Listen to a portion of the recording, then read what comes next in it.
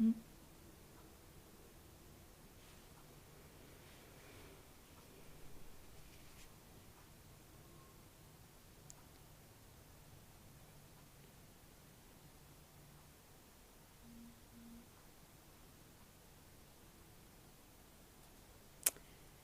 evening and a very warm welcome to this evening's talk on turning hurt into healing. This talk is brought to you by Inner Space Wembley. So let me just introduce a bit about myself. My name is Daxa Shah and I've been meditating for about 35 years. I'm currently overseeing the activities that are offered by Inner Space Wembley and also its outreach areas in some of the cities in Hertfordshire.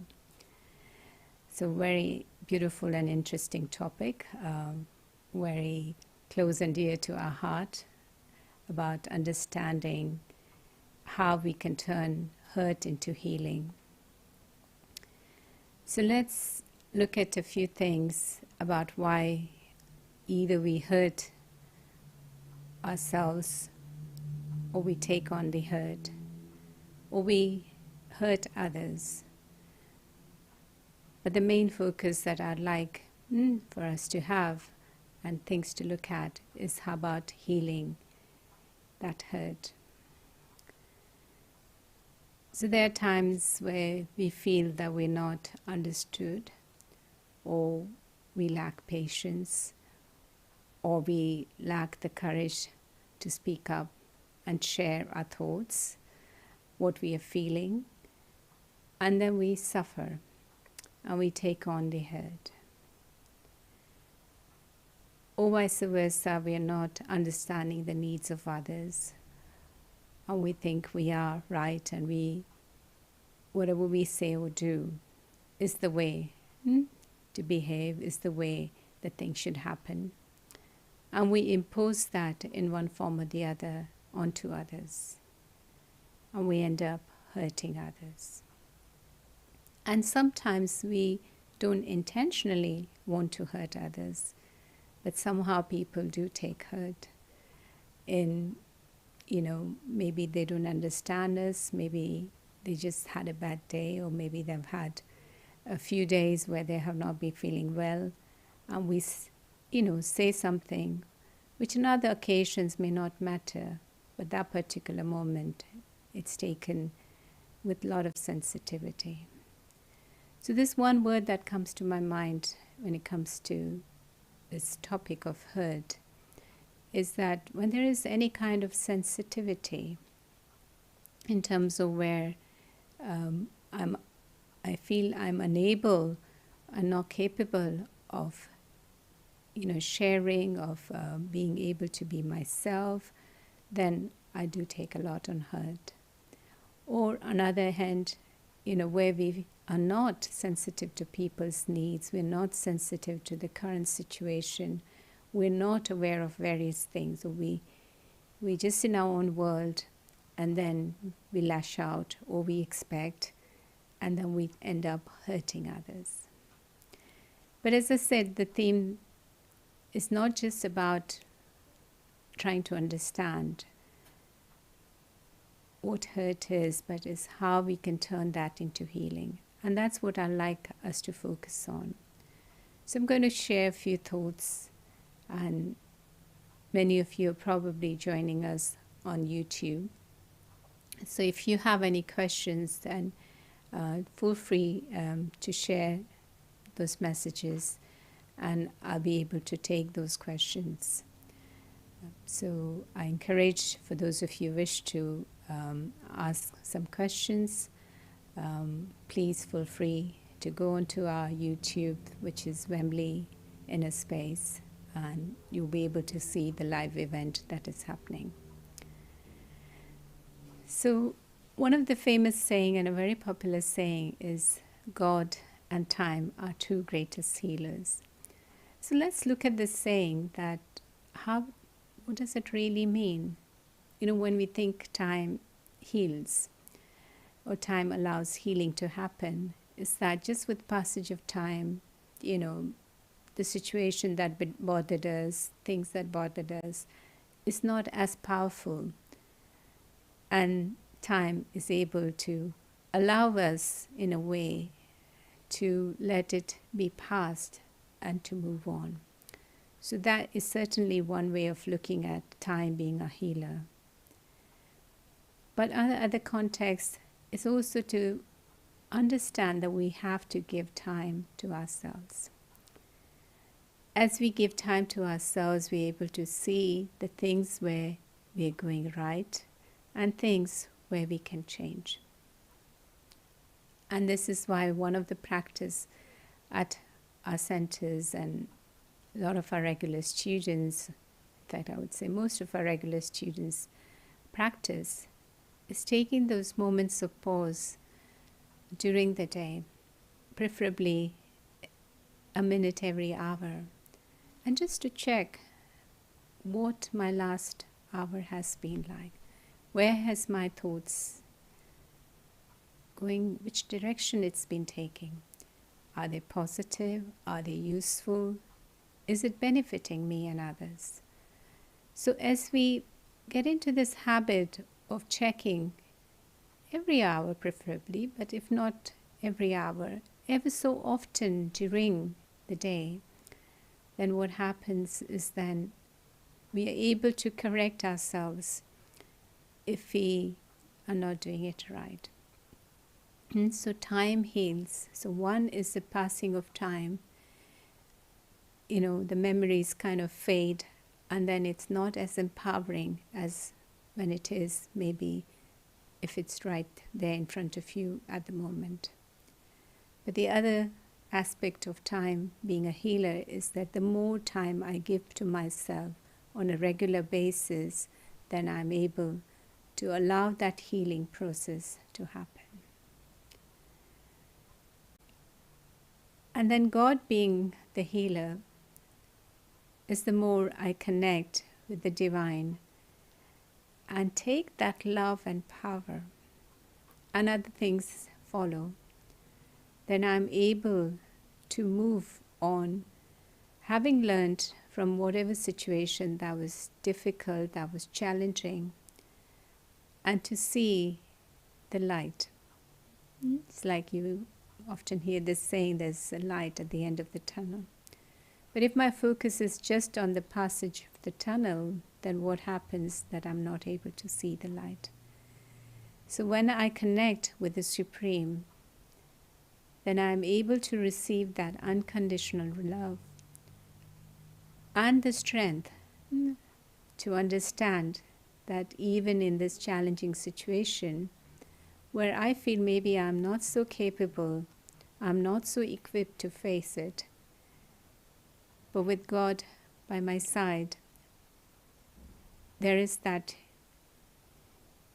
assurance, there's that courage, there's that comfort that it will all be fine. And not just it will all be fine, but I'm also going to learn something that is going to be useful throughout my life. So time and God being our greatest healer is true. This saying, you can go and think more about it when you have time. Do take time and recall all the situations where you've had difficulty in your lives, the challenges, and when you've been able to give time to yourself, and when you're able to connect with the divine and take power, how things are, very quickly change from maybe absolute something that is negative, that is difficult, to something that is very, very useful and something that is going to help you. And you would think, wow, instead of thinking, why this happened to me, you would actually learn to thank. And this is the aim of themes like this, why we select these themes, is when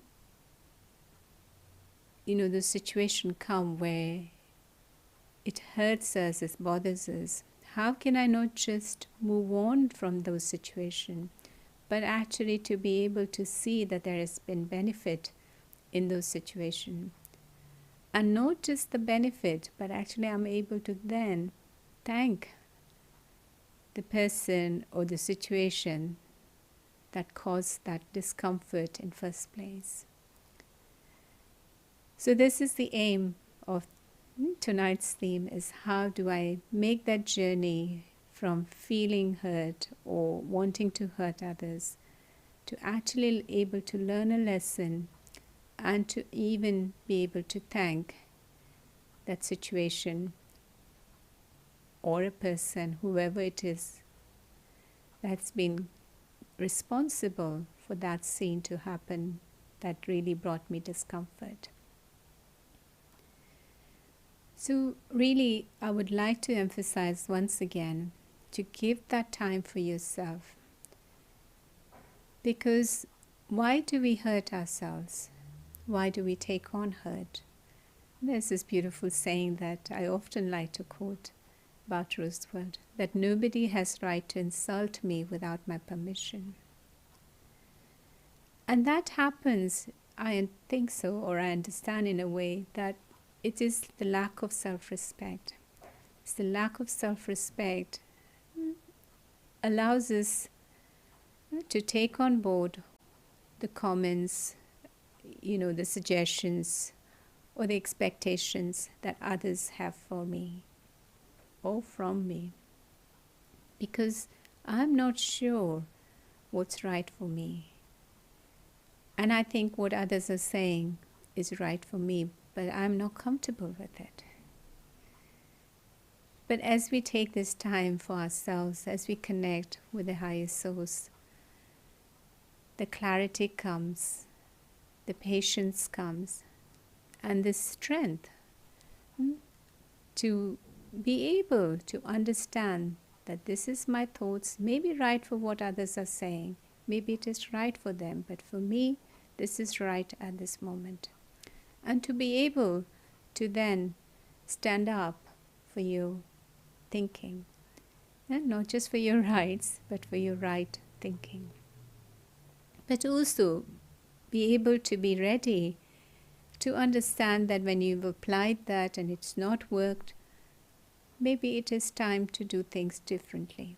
Maybe it is time for me to be patient and then bring out whatever is necessary and to say whatever is necessary.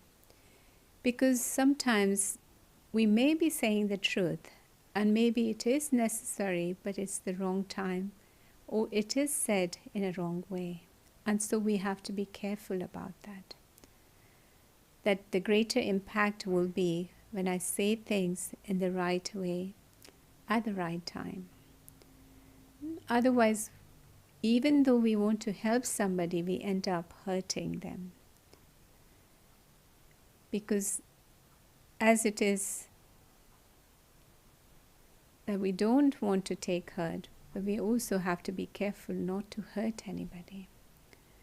And sometimes even out of our willingness to help others, we say something that maybe you shouldn't be doing this way, maybe you shouldn't be doing that way. But maybe our tone is not correct.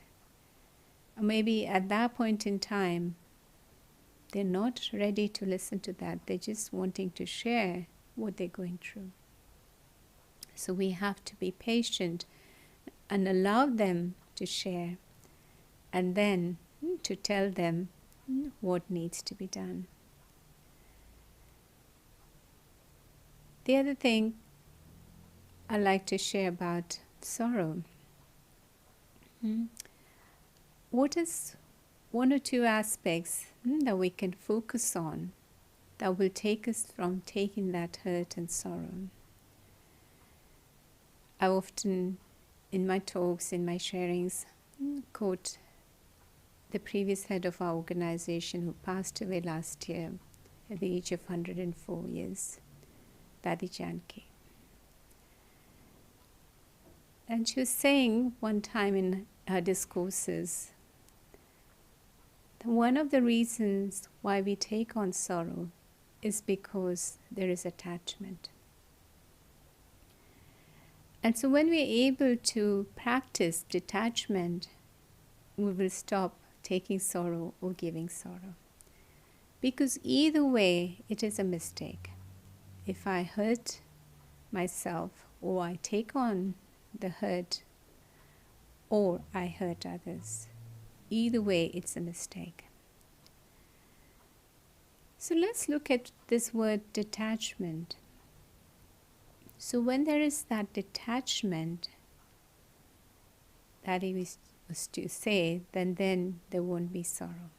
Now, detachment doesn't mean that we run away from our duties, that we run away from relationships, that we run away from various things. But detachment in this context is about that self-respect and that, again, connection with the divine, where I keep receiving and receiving and receiving. And so also I'm unconditionally, like the Supreme, able to share. And I share this with a lot of love, because there's nothing that we have to lose.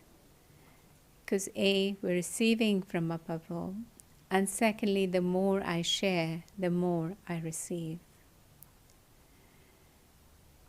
Yeah, so this is some of the things I like to share.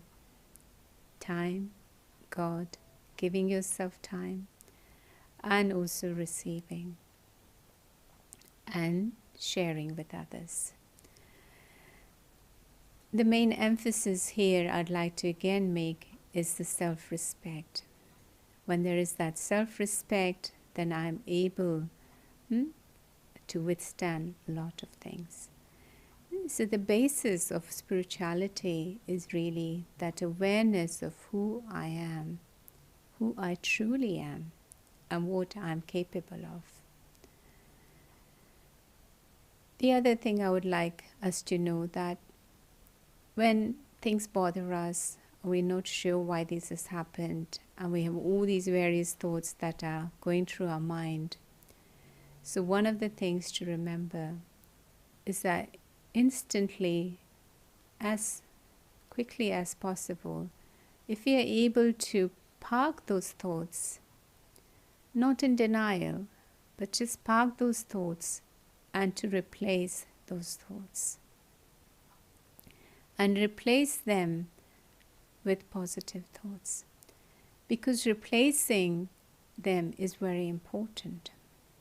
Sometimes we feel, okay, either we get caught up just having waste thoughts and more waste thoughts and more waste thoughts, and then it turns into negative thoughts. Or we try to be in denial and we try not to have thoughts. But let me share with you some tricks that there is never a time when we have no thoughts. Even when we are thinking, we are not thinking, we are still thinking. Yeah, I repeat this. When we're thinking, then we're not thinking, we're still thinking. So instead of focusing on not having thoughts, let me focus on replacing those thoughts with positive thoughts. And that is what is most important. That the more I have positive thoughts, the more I'm able to bring positivity around me, in my surroundings, and much more. Because it's almost, when we have negative thoughts, and then negative things happen, and then we justify, you see, I told you this will happen to me. But if we just step back and be a bit detached from what is happening in our lives, and learn to look at it as a witness in a way. One of the topics that is coming up on one of our Tuesdays is detached player. That's a very beautiful theme. Now, how can I be a detached player? So I'm playing, I'm not running away, I'm not in denial, but yet I'm detached. Like I quoted earlier what Dadi Janki was saying. that detachment is when I'm not taking sorrow. But it does not mean I'm not acting. I am acting. I am part of the play, which is this world stage. It's like a drama. It's like a movie. And we all acting. And whilst we're acting, we have to remember that I'm not the director of the play.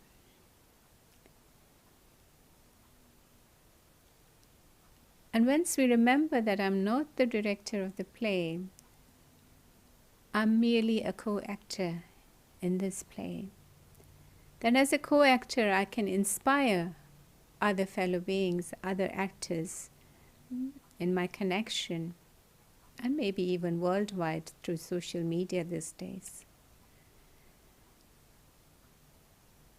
So rather than correcting others all the time, rather than criticizing or expecting others to behave in a certain way, let me be an inspiration, let me be an example.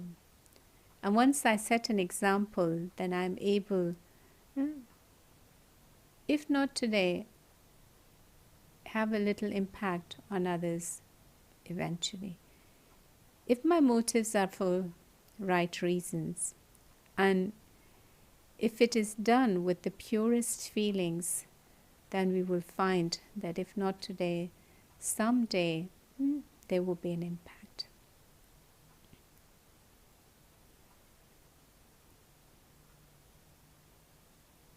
And with time, things get better and better and better.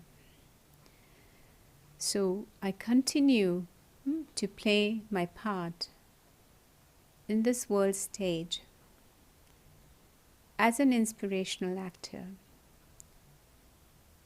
that inspires and is becomes a role model for many. But I do not dictate terms. I do not dictate lines. That is not the job of an actor. And secondly, if somebody is correcting me, then somebody is, saying things. So let me step back and see that, do I need to take these things on board? Is there some way I can change myself? Let me do it. And if not, then maybe I'll use it another time. Maybe I'll need this information, this guidance another time. Today I may be okay. So let me keep it. So when somebody is correcting us, somebody is trying to guide us, let me not react and reject. At the same time, let me not take sorrow because I'm not that and they're thinking that about me. That's their problem, not mine. And so I stay happy. But again, having said that, tomorrow I may make mistakes and I may need the advice. So let me keep it. So it's almost like the ocean. I accommodate and then filter out what is not right. And if we go to see that these things are quite minor compared to a lot of good things that happen in our life. So if something I need to remember, something I need to focus on, is recalling all the good things that has happened. And in each of us, our lives, there's plenty of good things that has happened. And there's plenty of good things that we have done. So as a spiritual angle to it, a spiritual way to life, is to really focus on maybe reliving many of those experiences and building strength to be able to do more of those.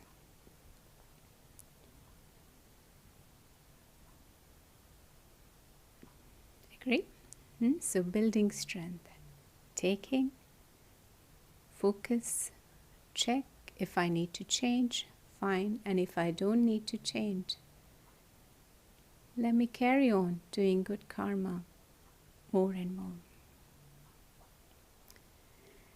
So, coming back to the theme about other things that we can keep in mind to turn that hurt into it being a healer. That it's taking us from being maybe weak, sensitive, or in some context cruel, to being very, very powerful. And when I use the word power, it's not about how power is seen in a worldly sense, but power in terms of how power would be seen on a spiritual context. It's the inner power to be able to know what is right for me and what is good for others too. And to do those actions, to have those thoughts which bring benefit to the self and to the others and to the world at large. And to continue to focus on those things. So as I was saying, that checking is so important.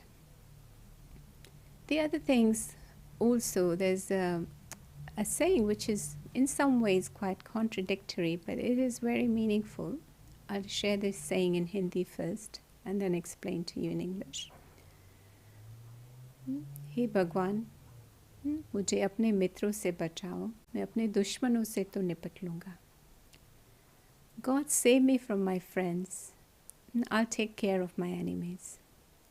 Hopefully we shouldn't have any enemies, but here enemy in context of people who don't agree with you, people who are very, very different to you, and which you may feel that they are very negative. They are harming themselves or others. And in terms of friends, our so-called friends, the company we keep, we have to be so careful that our exchange is very meaningful and very powerful. Because so often we pass time, and so often so-called friends are the very ones that actually are able to hurt us. Because we often rely on their opinion, we want to be part of the group. Now, if you go back to your school days or your childhood days, many of, I don't know, in terms of the listeners, you may be younger in bodies, or many of you may be in an adult body. So if you look back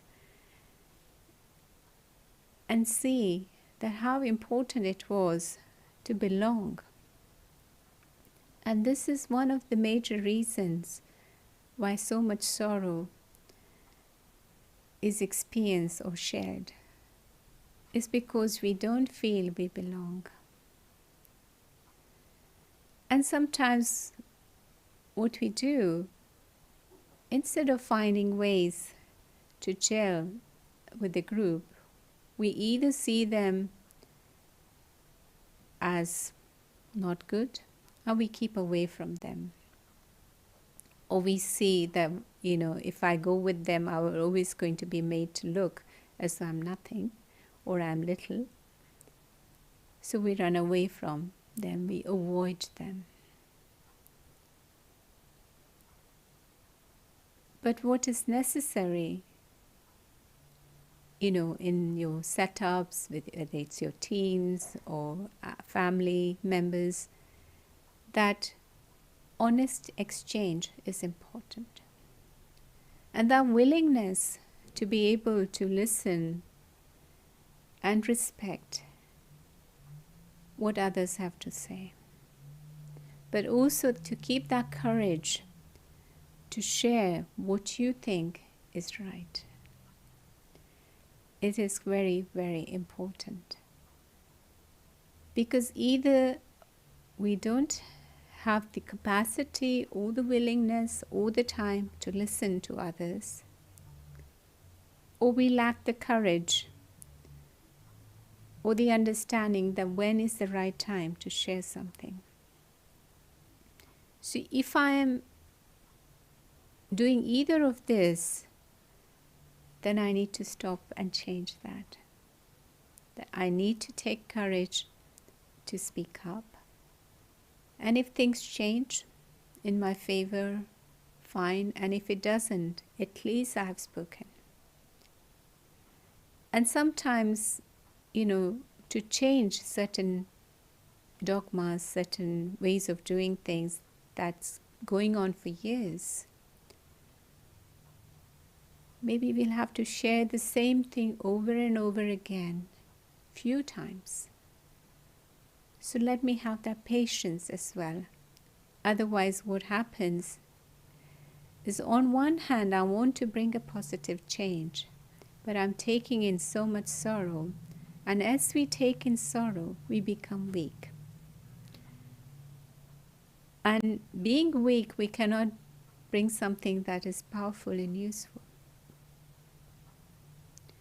So having that patience whilst we're having the courage to share these things, and also having that trust that one day or the other, very soon, people will understand.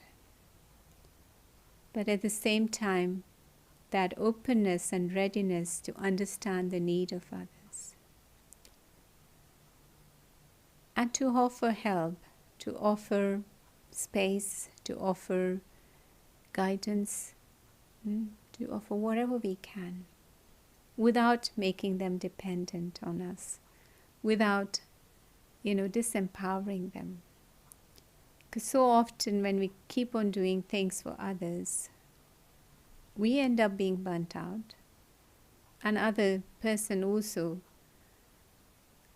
is not empowered. They become weak.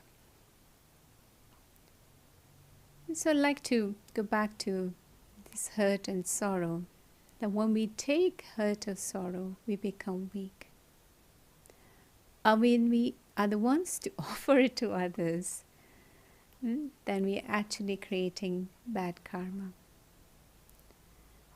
And this bad karma will catch up with us at some point or the other. And this is why to be aware of that. So again, just touching upon karma, that if I am at the receiving end, have the courage to speak up and have the patience that things will not change overnight. So you don't take sorrow and you're not disempowering yourself. But also the checking is that, am I the one who is lashing that out? Am I the one who is giving sorrow to others? So today people may listen to you, and most of the times they listen to you because they have no other choice. But that doesn't mean that they're giving you good wishes. And so what is more important, that the work gets done, or there's that good feelings and good wishes?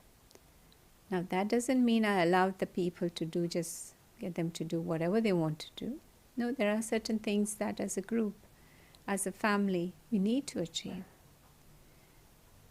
But allowing that to understand that with time, people think differently, and what is right and wrong for them may be very different to what is right and wrong for me, and that is okay. Even if I don't want to be like them, or I don't want to act like them, or use those things that they're doing, I cannot impose my thinking, and we should not.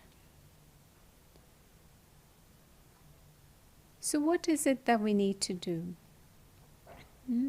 I'd like to share something else that Dadi used to share. There's 3 words in Hindi: kamzor, and kathor, and majboot. So she would say, let's not be komal and kamzor, delicate, like your touch me not plants, just touch it and it just kind of wilts away. It withdraws everything and becomes small. Let me not be like that, weak, delicate, sensitive in a wrong way. And the ones who are giving the sorrow, the hurt, are the ones who are kator, means they're like harsh, they're ruthless. They kind of want to be in control. But what would be the right thing to do is to be like strong. So I'm not sensitive, I'm not insensitive to others' needs or my own needs, for instance. But I'm powerful. So that is the journey we have to make. So no one to focus on being weak and just taking in, and not saying anything.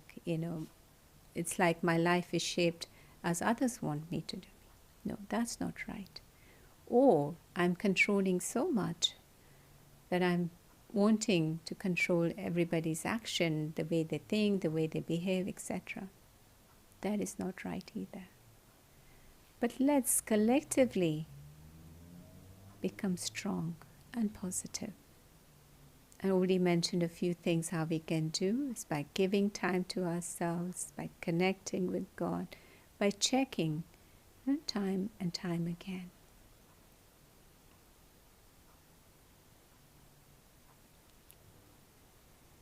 So I'd like to pause here and see if there is any questions or queries.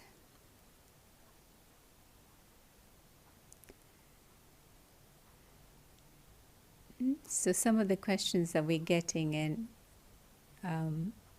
is about explaining what more we can do to make ourselves stronger and to touch upon a bit more on detachment. So this word detachment is not about not being loving. In fact, there's a lot of love that is needed when we use the word detachment. There's a very beautiful word in Hindi that I've been thinking about and focusing on for last many weeks. And that word is sakshi. And the word sakshi means being a witness.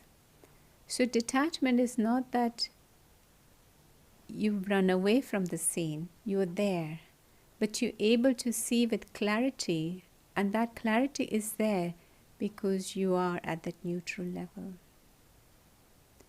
And when there is that neutral level, or when you're unbiased, then that is what detachment is about. Then you can see where you need to change, you can see where others could change, and there's that courage and friendship to be able to accept or to share. And that's what detachment is about. It's not about running away. It's not about not caring. In fact, you're caring. And this is why the saying I mentioned about being a friend, that often our friends are the ones who kind of harm us more than help us. So a real friend is the one who has the courage to tell you where you need to change. I remember when I was during my college days, I used to be in Mumbai, and one of my friends was very straight on my face, one of the group mates. And I used to be quite sensitive about those things. But when I look back, and in fact I was able to do that quite early on, so that was good. Though what she said was very right, very true, that that's where I needed to change. And I needed to think differently.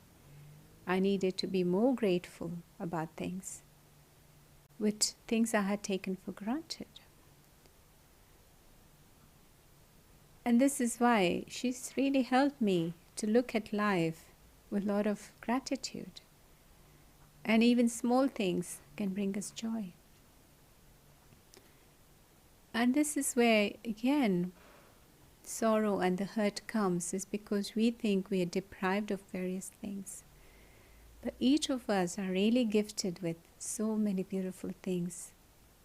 And there are so many beautiful people in our life.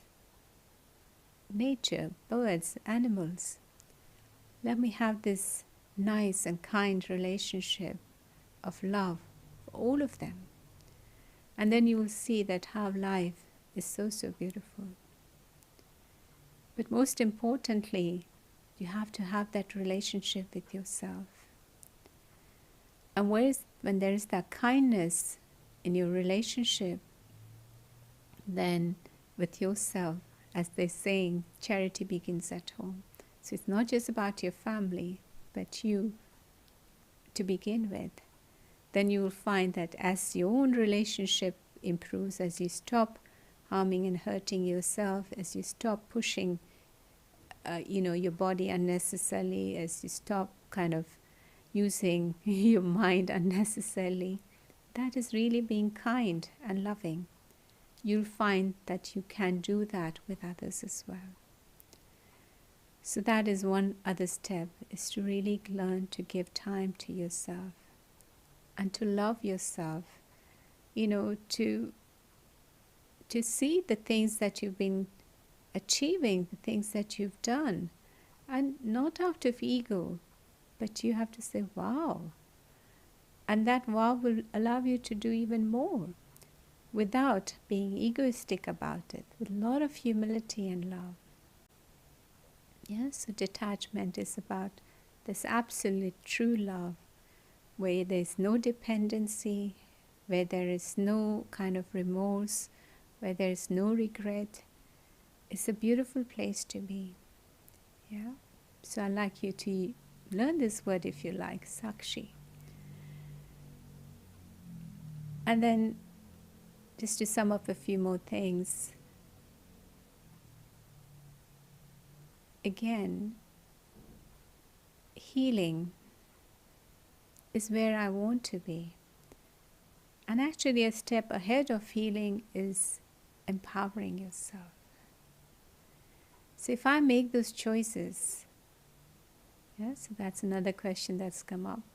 How do I move on? I think we've already touched upon. But let me journey.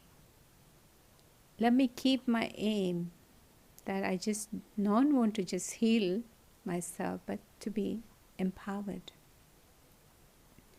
And if that is the choice I made, then I'll have the understanding and the courage to change where I need to change. At the same time, be patient that even I cannot change overnight. There are certain things I can do immediately, but there are certain things it may take time, but have that reassurance that it will happen at the right time. So again, being patient with yourself, being kind and compassionate with yourself. And the same applies for others. Keep sharing with a lot of love.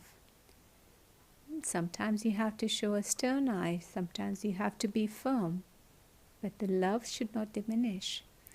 And when that firmness is accompanied by that absolute love for the other one, then the impact is there. And this has been an experience. So many of our seniors at the Brahma Kumaris, and the one that we've had more contact than others is Dadi Janki. Many times she said you things that is kind of unbelievable. Oh, surely I can't do this.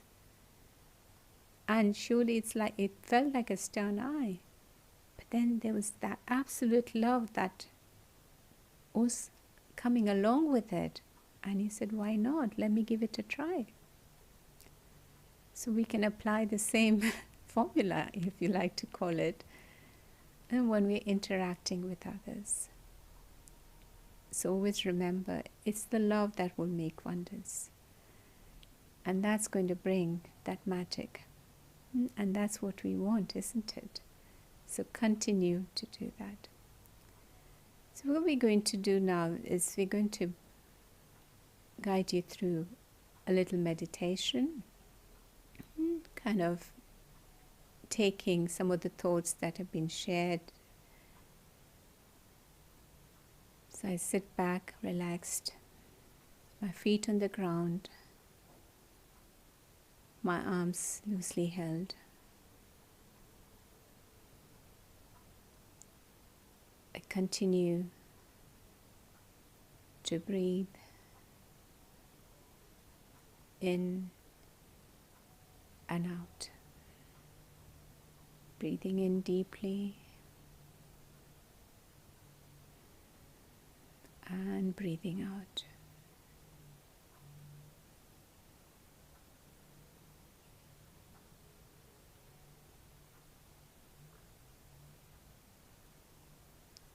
I remind myself that this is time for myself.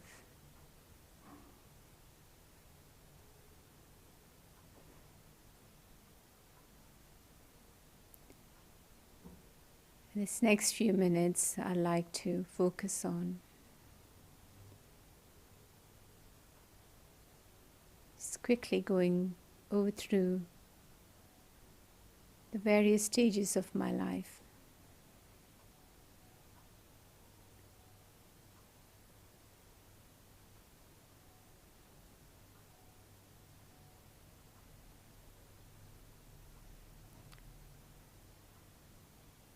And let me remember and recall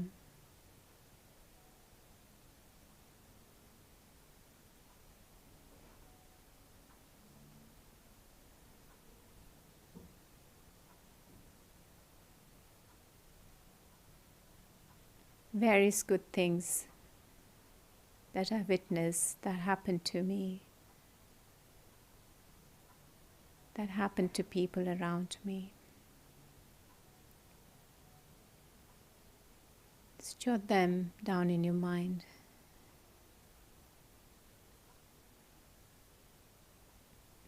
Minimum, I would suggest 5 to 6, but it could be as many. So I'll give you a few minutes to think in silence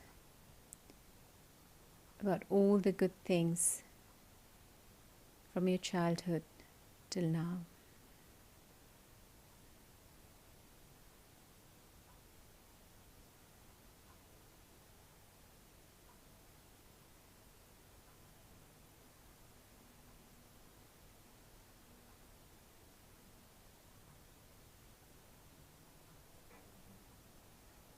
Could be what you achieved at school, the things that you were good at.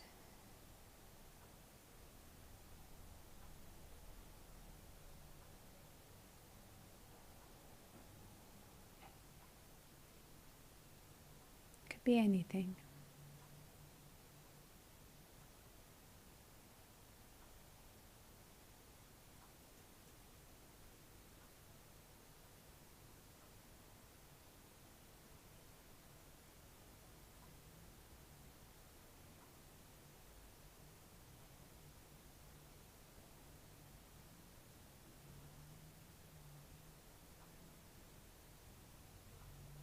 Count your blessings.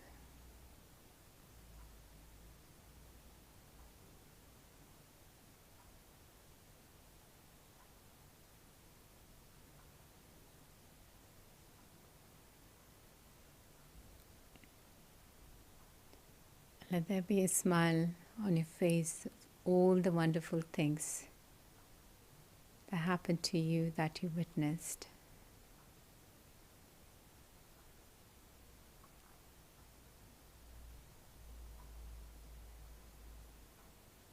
It's amazing.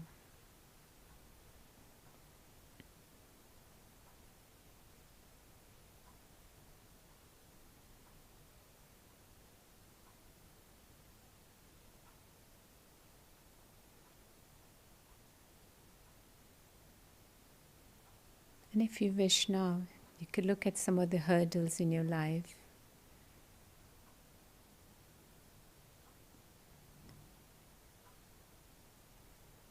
things where you were not sure, you were scared, there was fear, discomfort, or even jealousy and dislike.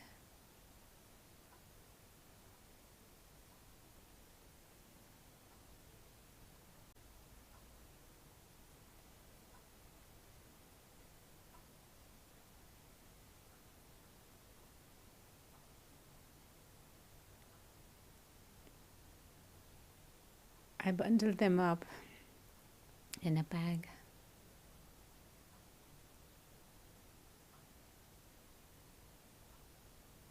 And I lit a fire and burned them away, let them go.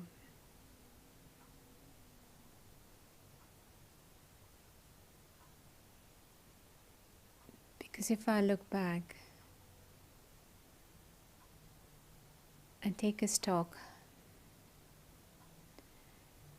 the good things were far more than that seemingly not so good things.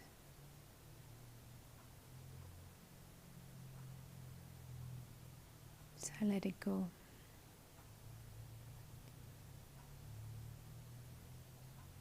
I forgive myself for any mistakes I may have committed. I love myself. I'm sorry that it happened. And I'll focus on making sure that it doesn't happen. I let go of the burden of the sorrow and the guilt and the hurt of my own mistakes.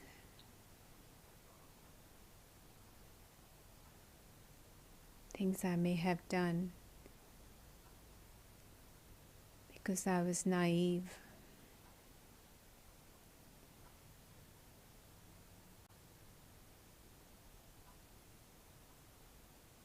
or because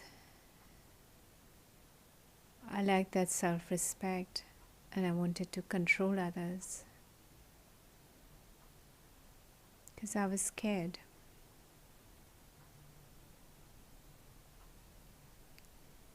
of losing something. So I was controlling. But now I know that is not the right way to do. It's not the right way to be. I let it go.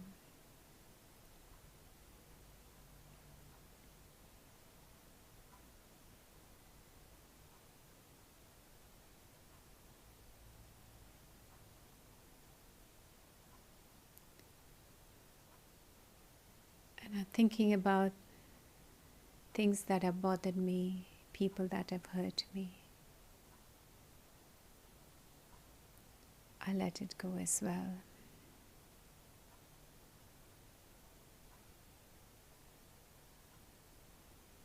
I've learned to be more powerful. I've learned to be more forgiving. It has taught me tolerance. It's taught me compassion. I've only gained. I haven't lost anything.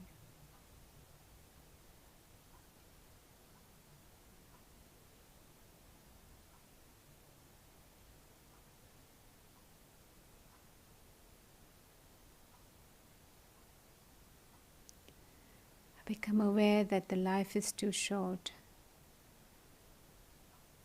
to hold on to these grudges or guilt.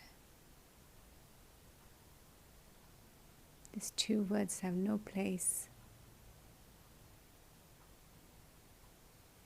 They have been depleting my energy, my happiness. So I take them out from my dictionary.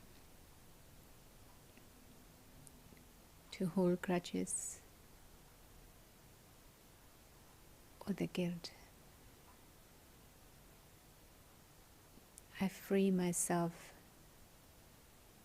I give that permission to myself to be my true happy self.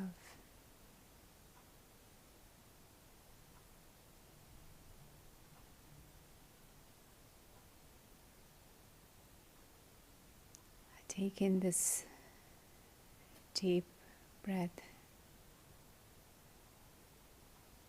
and thanking that I can be myself, my real self.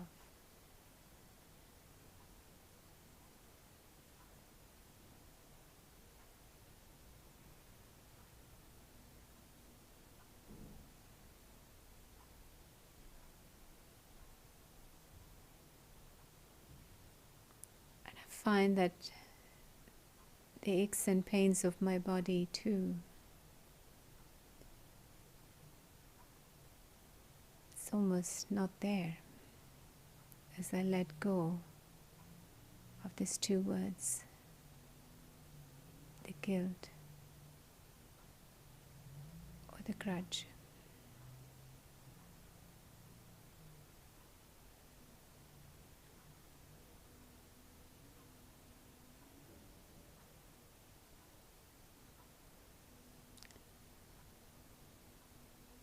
And constantly I find my heart singing this song, saying thank you.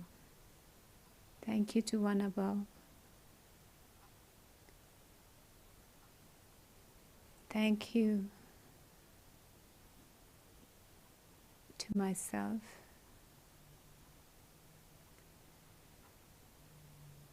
Thank you to all the situation and people who through their support has made me powerful, or through the challenges that they brought has made me look into and understand my true worth and value. I thank them. The situation, people, everything that life and God and others have gifted me.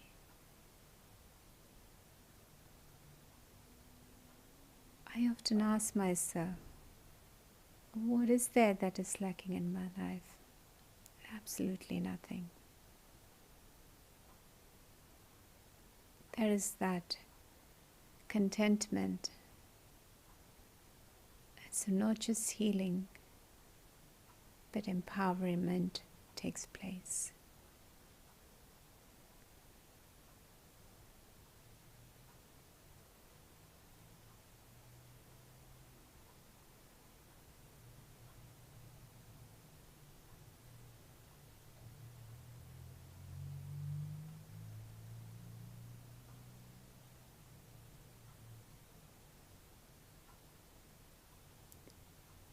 Slowly bring back my thoughts and awareness to where I am.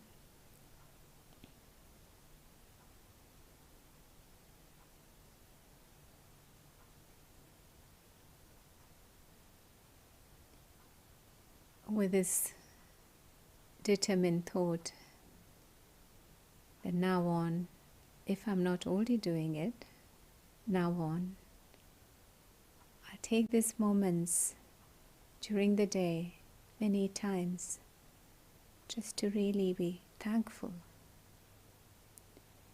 because I know now that the more I have gratitude for everything, more things will happen that I'll be more grateful for. So it's not by complaining, it's not by rejection, it's not by running away, it's not by suppressing my feelings or wanting to control others that it's going to happen. But it's just by being my true self, and also setting this environment and that open space where others can be themselves and grow. and where we collectively can guide each other, taking the courage to share where things could be different in others' life, but also that willingness to listen when I'm signaled to behave in a certain way.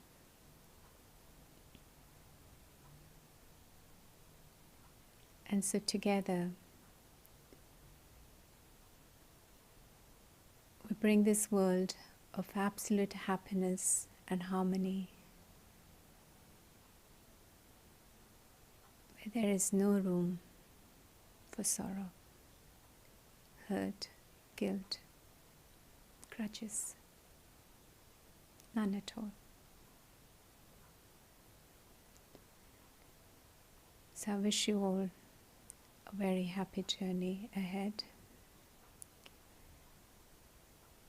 And just to let you know that every Tuesday we still continue to hold on online talks or seminars. And next week we'll be marking the Mental Health Day. So it'll be a conversation between Hazel Soyers and Nidhi Shukla. They'll be talking about, again, how we can look at this issue that has become very prominent in the world, and especially in UK. A lot of people suffering of mental health. So that's going to be 6:45 next week, same time. And also, as you know, that in a space, the bookshop is open, the quiet room is open for you to come. So you're welcome to join us. There are certain activities that we have started in person that you can come for some of the courses. There are certain things, because we're able to reach out more, and for various other practical reasons, we still continue to online. So do visit our website and the YouTube channel for previous talks, and even this talk will be published right away soon. So there's lots and lots of various things for you to look at. So Om Shanti, greetings of peace, and all the very best.